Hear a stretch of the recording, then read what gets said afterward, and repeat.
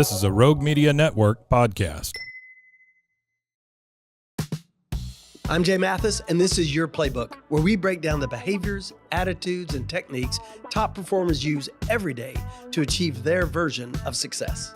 I invite you to join me for every episode as I talk with my friends who are leaders from various industries and walks of life, learning about their playbook and what habits, mindsets, and strategies shape their business and personal life.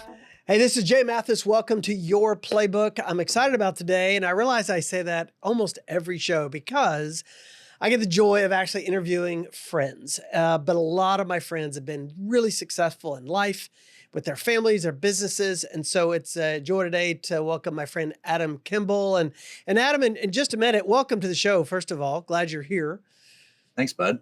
This is really great. I do want to mention, I don't have a lot of friends who have a couple things that are unique about you. One, I want people to hear is that not only have you been a large global company, thyssenkrupp, but you also run a small business in a sense in Florida.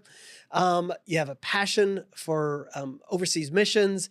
And so all that together, not only do you got 5 kids, one's adopted, and it just is this beautiful story, I think, that I want people to know and hear about some of that. You lived for 2 years in the Netherlands, which my closest connection to that is the layover on the way to Uganda, as you've done before as well.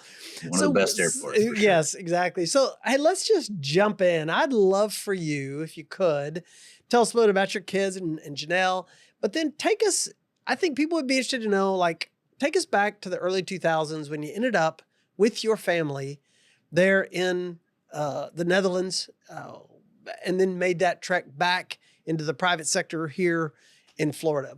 Sure. Well, man, it's good to see you. Good to see you. I know I've told you before, but you are a mentor of mine, and I am really honored that you even consider me a friend. It's been something that I'm greatly appreciative of. Wow. So I'll say that right up front. Thank you. As far as so going back to we say early 2000s. So I worked for a global company called thyssenkrupp. Spent some time in the U.S. and Texas, mostly with them. Had an opportunity to go overseas and live overseas, and being in the corporate world. And as you know, I had to travel a lot. Spent a lot of time away from the family prior to that time, and so the chance to let them be part of the adventure was probably one of the biggest motivating factors for taking on that opportunity. Yeah. So getting the chance to go over there and my family be a part of that, just not something that you get to do every day. No. So had 2 years over in the Netherlands, a really special time. Got to see a lot of the world in that process. I was responsible for about 30 countries in Central, Eastern, Northern Europe. Wow. As part of their IT organization, Yeah. and that was a lot of fun. And then from there, came back to the U.S. and it started about 11 years ago now. Started my own business, trying to take what I learned and trying to build something down here in Florida. And it's been an adventure up and down, as you can imagine. Well, and I want to put a pin in that because I want to talk about in a second, taking business principles you learned from a global massive company like thyssenkrupp, and then applying those to a staff in a company right there in Florida. So I want to talk about that because there's building blocks for your life that prepared you for that, right? The types of behaviors and the mindsets you had to have. But let's go back to the Netherlands for just a second, because most of us have not done what you did. At that time, you had how many kids? 3. You had 3 at that time. How old were they in those 2 years, roughly? They were 9, 6, and 4. And did they go into a international school? The regular schools there? I mean, what was that like? Well, yes, they did. So yes and no. So that was a double question. So one of the things that was really important to Janelle and I is that we not go, we live in the United States. We didn't want to go live in an international community, which when you go to those places, you end up circulating with a lot of other Americans, right? Yes. So we went over there with the intention of not really, I get to see Americans all the time. Let's go dig in and be part of the culture. So we actually lived in a small little village down in Southern Holland.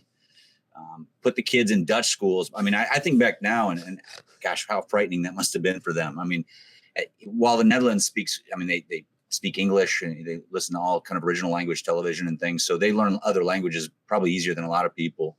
but putting my kids in Dutch schools was a little bit frightening. But man, within 3 months, they were speaking, reading, and writing Dutch.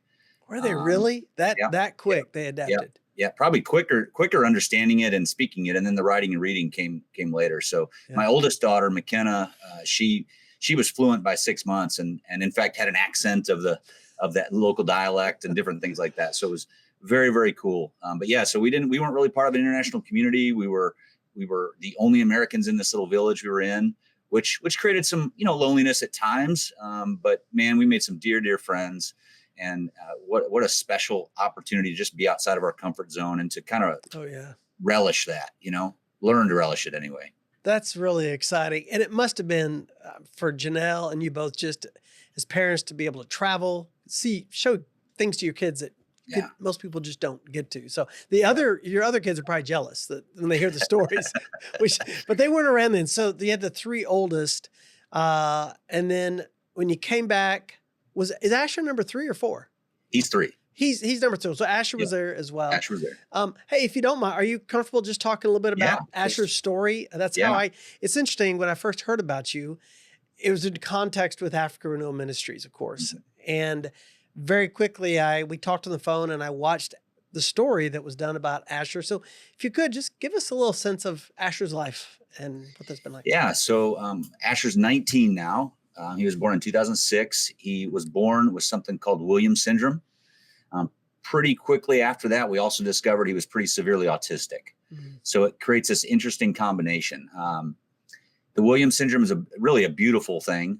It's a genetic disorder, not hereditary, but a genetic disorder where these kids kind of have a similar look to them, kind of like Downs, but obviously a little different as far as just kind of, you can kind of pick them out of a crowd if you know what you're looking for. But man, they are joyful and they are engaging and they are wonderful human beings. And Asher has Williams syndrome.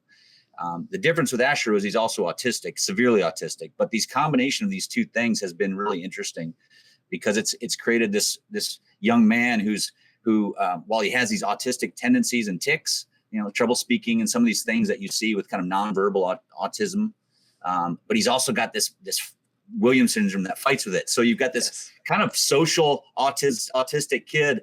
And it's been a learning experience for sure. One of the most impactful moments is kind of discovering that he had this, and kind of starting to kind of deal with, anybody who deals with something like this can imagine, right? You kind of have these ideas. I had I had 2 girls. They were my older kids are girls. So here I had my son, and now I'm kind of faced with kind of this idea of what does that really look like? Right. Very different than the relationship with my dad, for example. And man, it's a beautiful thing. Filled with some challenges, of course, but it's been a beautiful, beautiful thing. I often say he's my greatest teacher. Well, I have to just say that you've said the word beautiful 4 times. Sorry. when you talk of Asher, and it's been wonderful to see you and Janelle. Just, you love him, you persevere with him at moments, I'm sure. And I'll actually, on my LinkedIn post about this podcast, I'll link to that video because I think people need to understand when they hear about these things. Most people don't know about this syndrome and what the effects it has on people. But I look forward to meeting him at some point. So it's sweet that y'all have him. Got 4 others. Aiden, your youngest, y'all adopted 5 years ago, 4 years ago. Well, he's been in our home for about 5 years now. Yeah. Okay. Officially became a Kimball in about 3 years ago. That's awesome, man. And I have that in common. So I have an adopted grandson. So my daughter adopted. So what a joy that is. So you spent that 2 years there traveling, getting a lot of experience with a massive company that is worldwide and many people in the business world know about this company. And so you come back. How did you make that decision professionally to go from that where you could have stayed and kept moving up the corporate ladder, but you decided to buy this franchise? What was that transition like? Not a franchise, you buy the company, excuse me. Yeah. So I think to start, I said I was really afforded some tremendous opportunities by a couple key people in my professional past that kind of took a chance on this young guy. And I'm first off very grateful for that because they took a chance on me, and I'm always tremendously thankful for that chance they took. It allowed me to get into a role and be part of some discussions at a high level a lot earlier than a lot of people get to be a part of them. So that's the first thing. I think the beauty of also those opportunities is I was generally put in a position where I had a lot of independence to run the department as I needed to run. Now, of course, you're dealing with the corporate. There is the corporate element of it, so it's not like completely running your own business. But I was really fortunate to get a chance to run it in the way that it needed to be run, in my opinion. And so a lot of it translated, right? So I always kind of looked at the department I was running as a small business, as my business. Of course, it takes on a different tone when you put your own skin in the game and your own money, and you don't have the benefits and all that stuff. So obviously there were some transitional elements of it, but all the principles held the same. I mean, at the end of the day, it is all about people, right? No matter what we're doing. And I'm sure there's some studies and there's people a lot smarter than me that probably could give me a specific percentage, but I kind of always like to say, business is about 70% the same. Right. Unless you're doing surgery or these types of things, I think that it's all about people. And so you can translate, whether you're in a certain industry, you can move to another industry if you keep that focus. And again, I know that doesn't apply in every case, but it certainly applied here. thyssenkrupp's a manufacturing organization. I took over a small business that is a manufacturing company. I was in the IT world. So the technology aspect of that, some software aspects of that. This is the way that we manufacture here has a technical element to it, has an IT driven element to it. Yes. And then it's about people. And so whether it's my employees or my customers, that's the focus. And so we kind of say around here, we're a commercial sign manufacturing company. So, but it's what we like to talk about is it's all about people, and we happen to make signs. Well, yeah. And you're a people-y person, because you and I share that. I like that people-y. We're people-y, I mean, you could fill in the blank. It could have been any kind of business. Yeah. You would have applied all the same techniques and the concepts that you learned over time. You would have just applied it there. It's funny when you're talking, I'm in a people business. So whether it's coaching, training, and even doing some mediation, honestly, it doesn't matter the industry, from corporate to private to nonprofit.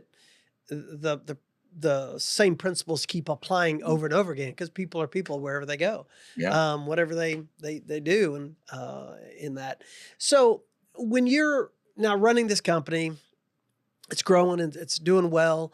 When you think about like just core traits of Adam Kimball that have made you successful over time, I think people wonder about this. Like, are there some behaviors, some habits that you would go, if you were writing your own book, business and life according to Adam, what would be some of those behaviors and traits that have really paid off for you, that have really just kind of been a mark of your life? Well, I hope that someday when I'm not here anymore, that, what does John Tyson talk about, the dash? But I hope when they talk about my dash that they talk about that people focus element. Yeah. So that's number one. Number two, I think, you're in sales too. And I think one of the biggest downfalls to a salesman is if they're not genuine. Yeah. So you have to legitimately care. You can't really fake it. I mean, you can sort of fake it sometimes, but if you're in sales and trying to be real with people and ultimately want the best for them and whatever product or service you're providing, you have to be genuine. So I'd like to, I am not the smartest guy. I don't think I've ever been the smartest guy in the room unless I'm alone. So I think that's something you also have to have, is a little bit of humility, being willing not to take yourself too seriously. So, those are kind of some soft things, from the things that I like to talk about with the folks that I work with is, kind of those like Pete Rose. Think whatever you want to about Pete Rose. I love the fact that he ran to first base on a walk. I think those are some habits that you just get into, where it's like, we talk about matching customers' urgency, right? A customer may call you up, understand that you've got 100 priorities, but right then they need to be your first one, right? So you need to match their urgency. Those are things that's really good. About. For those taking notes, you should write that down. Matching urgency. That's a great principle. I like that. Yeah. I think the benefit of the doubt is important too. Oftentimes, in any customer relationship and any relationship, you get in situations where there might be some level of conflict or pressure. Maybe there's a time frame element you're trying to match or you're not going to hit. And, just giving the benefit of the doubt to the person that you're speaking to is important. That's good. trying to put yourself in their shoes is another way of putting it. Which kind of translates to something else I like to say is preserving the ability to have the next conversation. You never want to rush too quickly into a comment or statement to prove a point. You want to preserve the ability to have the next conversation. That's a great one. Yeah. And so I think those are some things that come to mind that I hope that if people were to say, hey, whatever small bit of success you've had or some things you've done, I hope that those are the things that people see. I love it when I'm talking to folks either on the show or other places where when I ask an open-ended question like that, what comes out aren't thoughts they just came up with. Like those three statements you just elaborated on. I'm guessing you've said that to your staff for years. Yeah. You've talked about it, as I said, when your next book comes out. I'm just kidding. Your next book, when your book comes out, I'll come back on the podcast. That'll be 3 major chapters right there. Well, that's about as much of a book you could write. 3 chapters. That was it. That's just, you got no more to. More of a pamphlet, really, for me. Folks, just listen up for Adam Kimball's soon to be released pamphlet on living. No, I love that and appreciate it. So in our work, a lot of times we talk to people about repeatable behaviors, and obviously in sales, you know this. You got to make the calls, you got to be prospecting, all that. And those are all important. But also people get tripped up on just their attitude, or we like to call like head trash. So throughout your career, maybe this is kind of true confessions here. What's the head trash that if you did stumble, if you didn't do the kind of things you wish you had done, what gets in your head that you have to really coach yourself on? I just, while you're thinking about it, I think of like, for me, there's a term we talk about, equal business stature in sales. So what gets in my head is I walk into a millionaire's office or someone with a big title or a big company, and I start to think, what am I doing here? I don't have any business talking to this person. So I have to get that head trash out and remember the value bringing. So what are some things for you attitudinally that you have to work on? Well, I think that's a big one. What you just talked about, kind of that imposter syndrome kind of thing. Yeah. And no matter who you talk to, they all have it, which is interesting, even at the highest levels. That doesn't make sense to me. Doesn't compute, but for sure even talking to you, coming on this podcast, I have no business talking to you on this podcast. So I think that's something that for me, I do have to talk through, because the reality of it is I've got experience that other people don't have. And I know that I appreciate listening to people with different experiences, no matter whether they're, exponentially more successful than me or not. It doesn't really matter. I appreciate it. So I have to remember that. And that's some of the stuff that, you have to tell yourself. It's good. It gets back to being genuine too. You have to be willing to just be genuine in those situations. I think more than anything, be yourself. Right. Well, and I think you and I felt that when we met each other, that it's like, hey, this is just a regular guy that, we're over in Uganda. That's where we met. And isn't that right? Yeah. We met for the first face-to-face in Uganda. Face-to-face, And one thing I notice about you, and this may track with one of those 3 things you said, the urgency piece, is that we were at Africa Renewal University. For those listening, it's part of Africa Renewal's global ministry there in Uganda. And I can remember seeing you go to one of the tables where one of our leaders was sitting who had expressed a problem with Wi-Fi and getting the cables. Yeah. And it's just like you saw a need and just said, let's go take care of that. That years of experience, the confidence you have, but also the love you had for them was like, this is solvable. Let's go do it. Do you think that's been a mark, even going back to adolescence, where you're kind of motivated, like, I see a need, let's go take care of that. Let's figure out how to fix it. Well, that's interesting. I would say that I never had the confidence to do that early on, but I always would see something and feel like I could bring some value to it. I think, again, I was just remarkably average. So I think I didn't ever feel like I was belonging in those situations, but I think as I've grown and had the opportunity to be part of different conversations, and again, going back to, these people in my professional past who gave me an opportunity, who saw something in me I maybe didn't see in myself either. It gave me that confidence to go into those situations. So I think that's something that definitely I is part of who I am, is wanting to fix a problem. Now I'm definitely more of a why guy versus a how guy. Right. So, I oftentimes I can get about, an inch deep on some of that stuff, but, oftentimes when people have issues, just listening and helping them kind of navigate, maybe asking a question they wouldn't ask they wouldn't have asked otherwise. Right. I mean, I think that's some of the value you can bring in those situations, even if you don't have all the depth of knowledge you might need. This explains when we went with all our friends and you got to be a part of this trip, you and Janelle, to Israel, and to Adam's friends that could be listening to this later. It explains how we would all be somewhere looking at this great history throughout Israel, and people would go, where's Adam? Where is he? And you were off wondering, asking questions to somebody about something that the tour had moved on and we have left you. So yeah, I was probably not really considered. I was in awe. When we were there, I was really in awe. That was a special trip. And that's, I think, part of your character trait is you're in awe of people. You're in awe of what's around you, and you're connected to that. And it probably makes you a great father as well. Just even the way you talk about Asher and your girls, the trips y'all take, and now Aiden, you've got a 25-year-old and now a 9-year-old, right? So you get this 25 to 8, 25 to 8, and which is great. So let me ask you this then: when you think about all the years of life and living, I suspect when you got out of college, your version of what success in life was supposed to be like, you had some thought about that. But here we are now, 3 decades later, from those years, a big family and different opportunities. How would you describe your version for success? Well, I think without question, the first part is being a dad. If you being able to reflect now on growing up, if you would have asked me what I wanted to be when I grew up, I probably would have come up with something, astronaut or, typical something. Sure. But if I really look back in my heart. Back that up. Did you say an astronaut? Astronaut, yeah. Because I always wanted to be a stand-up comic, but it never worked out. But You're astronaut sounds. I've seen you be pretty funny. Well, no, an astronaut. That says a lot. It's more aspiring. So okay. I mean, I think, but see, the whole point is I didn't really know what I wanted to be, right? Right. You just pick something. But what I really looking back, I wanted to be a dad. I was really blessed to have a tremendous father and an example in a dad, and he wasn't perfect by any stretch, but I wanted to be a dad. So for me right now, my definition of success is, do my kids want to be around me? Do my kids want to talk to me? Are they willing to am I willing to listen to them? Them willing to listen to me? Do we laugh when we're together? Do we say I love you when we say goodbye? Those are aspects for me that are more important than anything else. And I think since I've owned this business past 11 years, that's really one of the things that it's afforded me is the opportunity to be home every night. I traveled a lot in that previous life.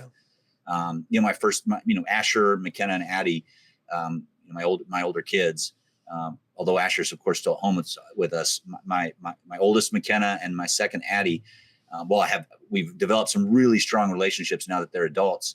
They didn't see me much over a period of 3 or 4 years. And whereas my 11-year-old Parker, I mean, she was born here 6 months after we moved to Florida. She's never lived anywhere else. We've traveled a lot with her, so she's seen some things, but she's seen her dad almost every night when he comes home. That's good. And man, it's a really it's a blessing for me. So success for me is that right now. Now I think all of that translates really nicely when you're running a business too, because I spend just as much time with the group of people here as I do my family, just about. And so how I operate my business, not that I'm their dad, but I think the same things apply. Do I care about them? Right? Do we enjoy conversation together? Do we forgive each other? Do we, work hard and have tough conversations sometimes? And I would generally say we do that pretty darn well around here. And so, yeah, that all kind of ties together for me. And that's kind of how I would define success for sure. I think that's great. And I think that reminds us too, that throughout our life, some of the version of success can change. It changes based on need sometime. It changes based on our faith, right? Our core beliefs. We're both Christians. And so we see things through a prism of our Christian faith. But also, when you begin to understand Asher's condition and the syndrome that he had, I don't know about you, but our son was born with optic brain tumor and vision loss, and we went through chemotherapy. It did shift a lot of my thinking about life in general, because people would ask me, I did something one time. I said, you know what? Certain things just don't matter as much. Right. And so when things are heightened, whether it's an accident or an illness or some crisis, everything pales in comparison a little bit. So it matures us, and it really does. that. It really does. In 1996, I got a phone. I was working while I was going through school. We lived in Denver at the time. Janelle and I had just gotten engaged, and I got a phone call from the Oklahoma State Highway Patrol, and the lady on the phone said, "Hey, your family's been in a car accident." And she went through the list. Your sister's in the hospital. Your mom injured her shoulder. Your brother has a laceration, but he'll be okay. And the dog is okay. And then she didn't say anything about my dad. And I had to ask, what about dad? And she's like, he didn't make it. And in that moment, right, life completely turns upside down. But I look at that time, and I think that informed me in so many ways. Because number one, I had a tremendous relationship with my dad. And while I wish every day I could spend just 5 minutes with him, talking to him, the fact that he is not here and the lesson that taught me has made me a better dad. Yes. I hope a better boss. I hope a better friend, because the perspective you gain from it. So similar to what you're talking about, it's you have these tough situations that come up, and we have a choice in how we respond to it. And if we're going to be grateful for our life, we got to be grateful for the bad stuff too. Yes. Because it's shaped us to who we are.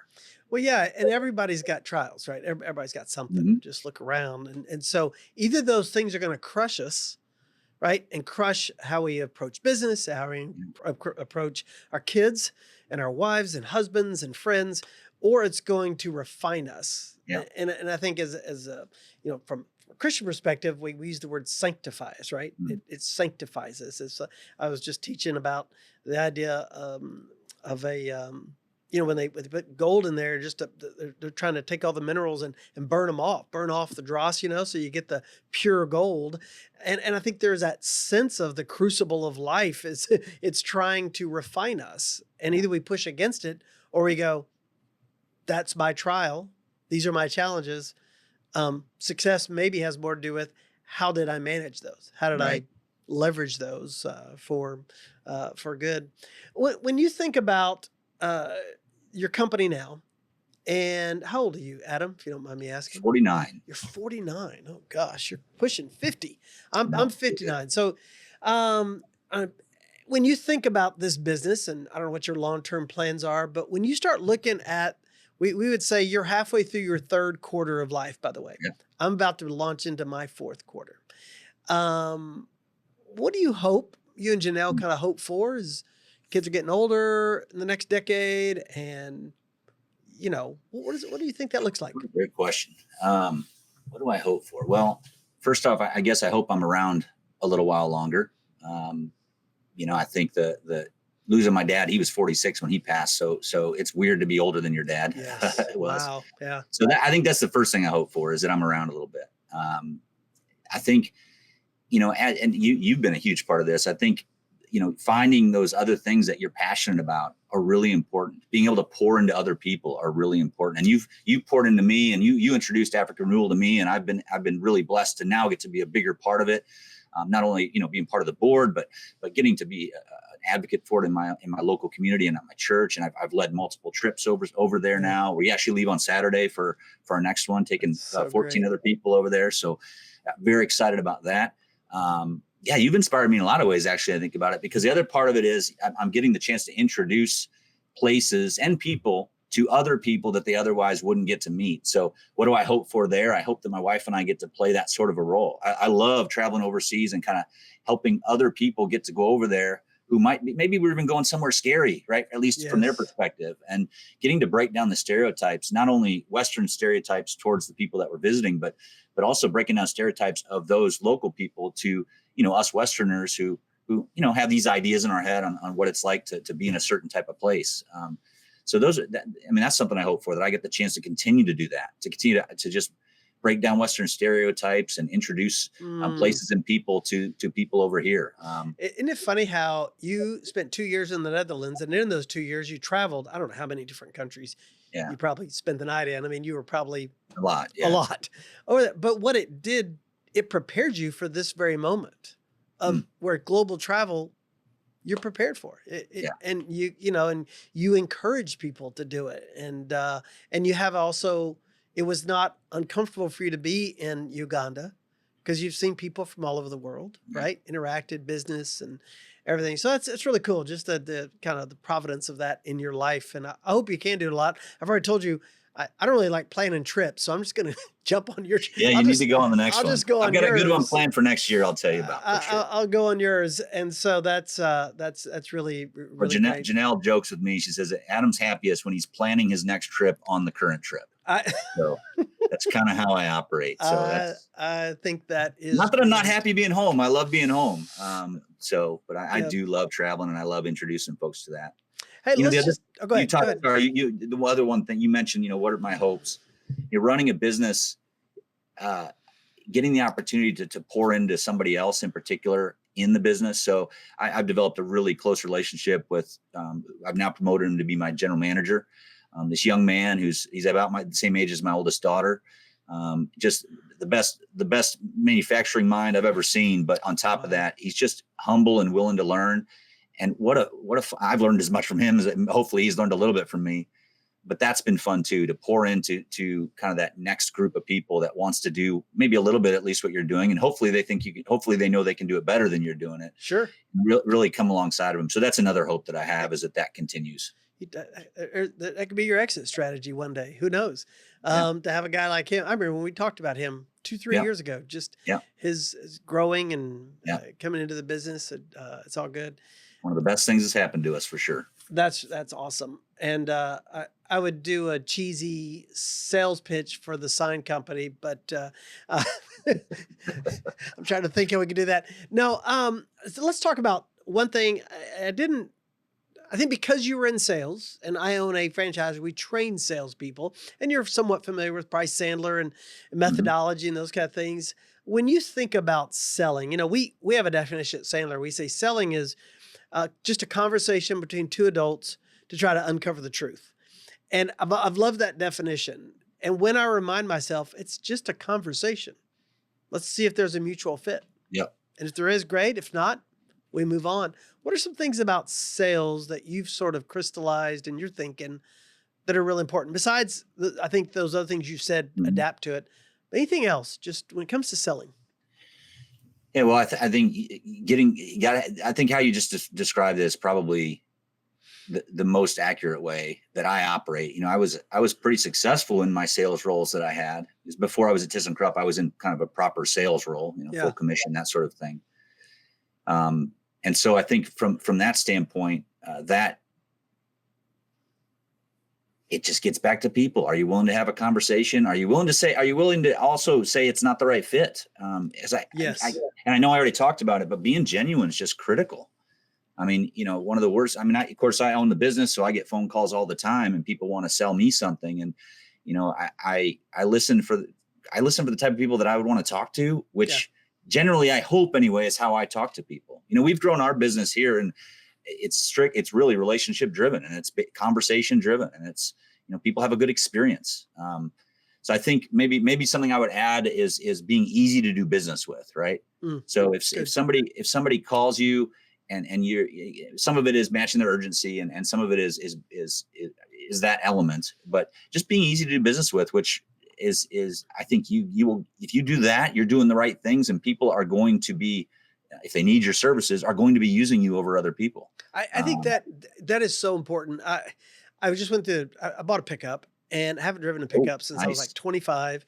And it's not as manly as pickup as probably my buddies who work for like ranchers and like a Honda Ridgeline or something like that. No, it's a mid-size. This true story. Do you have a pickup? Do you drive, I do, but okay. I'm the same way. But I got buddies that drive, these huge pickups. And so my wife was on the phone the other day with a friend, and we were going to be carrying some stuff somewhere. And Lydia actually said, Jay just bought a little pickup. That's what she said. I was like, honey, you can't do that to me. I mean, I'm 5'9" on a good day, and I'm a mid-sized guy in a mid-sized truck. So it's a cute truck. It's a cute truck. That's what she probably thinks. So, but it's what you said is so true. The guy I worked with, he made it easy. I mean, I had to spend the money. It's not like he I got a good deal, I guess, but he made it easy for me to make a purchase. Yeah. And so many times I think salespeople just put up too many roadblocks, either in how they talk or just too much. It becomes too complicated. So I think more and more people are looking for that. Hey, be authentic, if there's a fit, great, let's make it happen. If not, let's move on to someone else. You're gonna buy. You're gonna buy. You'd have to ask yourself the question: why do I buy something? Why did I go to this particular store? Why did I do this? And I think if you can, as much as we like to think we're unique, as far as that process is, we're not really unique. I mean, if I'm going to buy something, why do I go back into that same store? If I'm going to go to a clothing store, I go there maybe because the clothes fit me the way I want them to fit me, or generally speaking, because I have a good experience. So if you can create that good experience either through conversation or however that looks like in your business, that's super important. And I kind of translate that to being easy to do business with, which is something that I probably 10 years ago it's been 11 years ago now. Last I was with thyssenkrupp, 12 years. I had a boss. It was a real challenge. We didn't really work that great together, but man, I learned a lot from him. Which I am still taking some of those things. And that was something that he came up with, was being easy to do business with. And I'm applying it here. So I love that. That's good. That's really good. Well, hey, let me ask you this. If you got up every morning and you had to open up something called, Adam Kimball's playbook, what one or two words would you want to look at every day? And as you think about that, I do like to I'll repeat it until it changes. My word has been resilience. If I had to look at a word, I want to be resilient. What are the one or two words you would want to look at? Grateful. Oh, that's good. Just every single day, being grateful.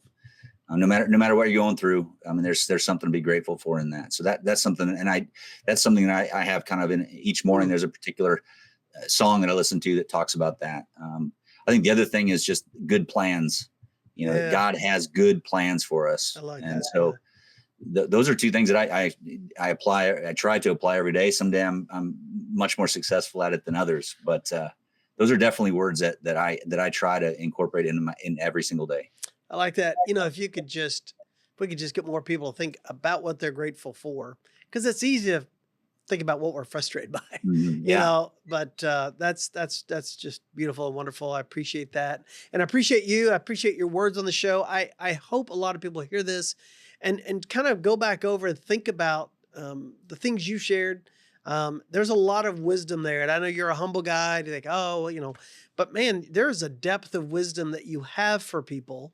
And so I want to encourage you in that for your staff, for your kids. If they listen to this, kids, listen to your dad and mom. They have a lot of wisdom to offer.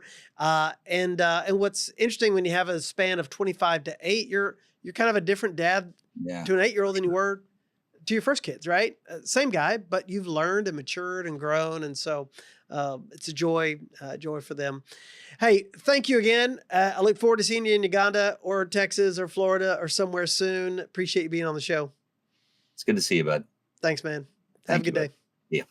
The book is powered by Sandler, a global provider of sales and leadership methodology backed by data-driven solutions designed for measurable, continued success. Check out Sandler.com. And a big shout out to Rogue Media Network.